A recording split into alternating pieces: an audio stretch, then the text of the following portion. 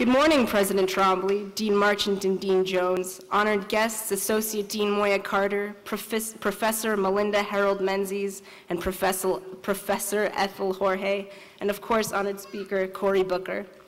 Good morning to our friends and to our families who've gone to a lot of trouble to be here. Thank you for coming. Thank you for your hard efforts. I'm delighted that we're all together. Good morning to my fellow graduates. We have made it! We made it! All right. She's a big, tall, strong blonde, a Pitzer College admissions officer scrawled enthusiastically in summing up the qualifications of a bright and idealistic student applicant. I know what you're thinking. That was written not 4 years ago, and not about me, but 45 years ago, about a young woman hoping to enter just the second class of Pitzer College students. In the fall of 1964, Time magazine ran a short piece about a brand new liberal arts college way out in California and its novel approach to education. Even then, it was clear that Pitzer was a different sort of place. Time wrote, "Personal evaluations count heavily at California's intensely informal Pitzer, where the teachers lecture in shirt sleeves and barefoot girls pad into class carrying Cokes." Amazing. We're still chill people, and some teachers do lecture in t-shirts. But Pitzer became coeducational in 1970, and we're currently in the process of kicking Coke off campus for committing human rights abuses. So that much has changed.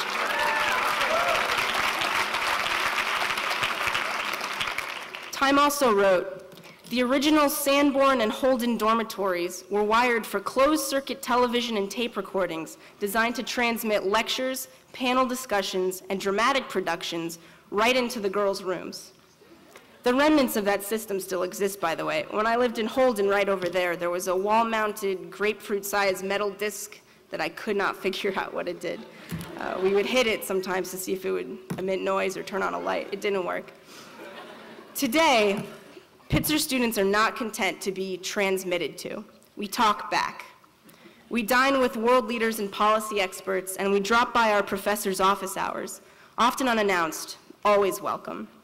We commune on Facebook, we argue with each other at lunch in the dining halls, and we trade ideas on every imaginable topic on Student Talk, our internal email listserv.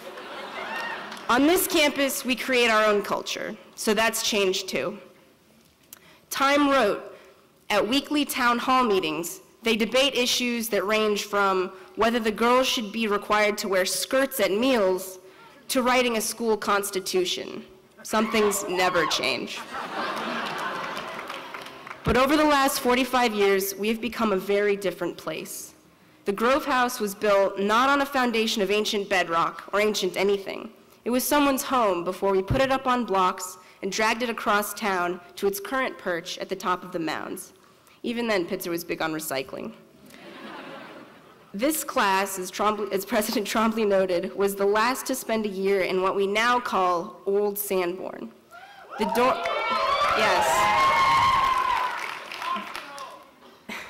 The dormitory housed first-year classes for more than 40 years before we destroyed it 2 summers ago. This commencement plaza is built on that plot of land. A few weeks ago, I saw on Facebook that an alumna from the class of 2008 was able to salvage her freshman year door placard. So now, the little metal A205 lives a new life under a glass-topped coffee table in a Seattle apartment. At this point, you may be thinking, what is this college that is constantly under construction and reconstruction and post-construction? What is this college that happily sends its students off to all corners of the world? When the walls keep tumbling down and then we put them back up again and then we tear them down again, what are we really made of? We mention frequently that Pitzer College is young. It is the youngest Claremont college. It is the youngest top liberal arts college in the United States. There has never been a US president or a Supreme Court justice that attended Pitzer College. I checked on that. But what some might call a weakness of Pitzer requires us to make it a strength. We are so young as an institution and as individuals that we cannot rest on our laurels because we don't have any yet. The Hippocratic Oath includes, do no harm. The Google corporate motto is, don't be evil. Woody Allen said, apparently, 80% of success is just showing up. My Pitzer diploma symbolizes that I have loftier ambitions than just that. My Pitzer education demands that after this day, I dedicate myself to combining empathy with action.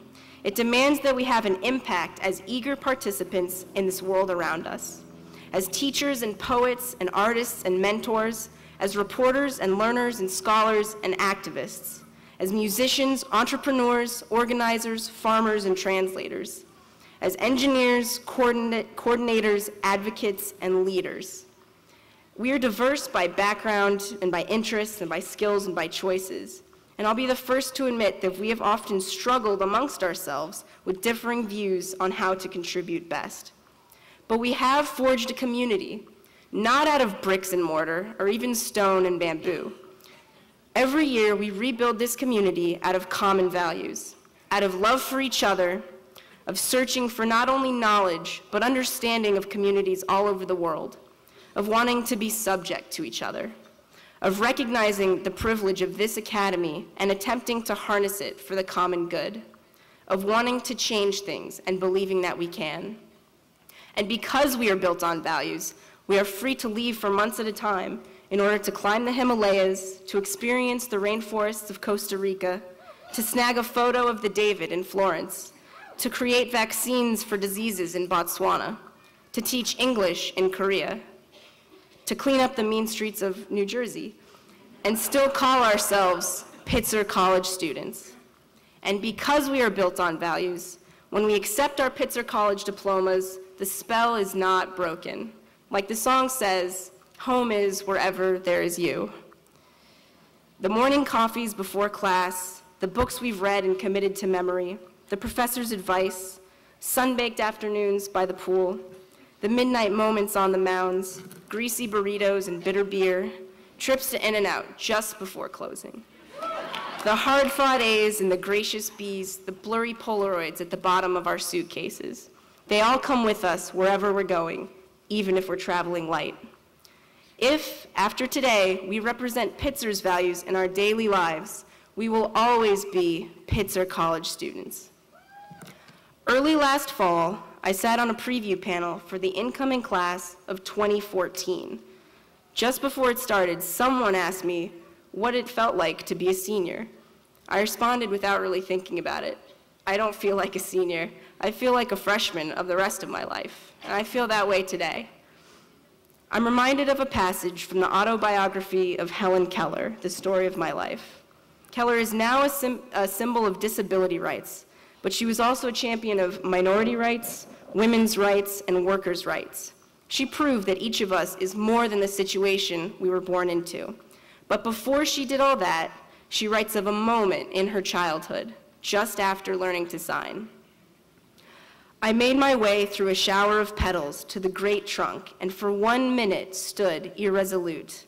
Then, putting my foot in the broad space between the forked branches, I pulled myself up into the tree.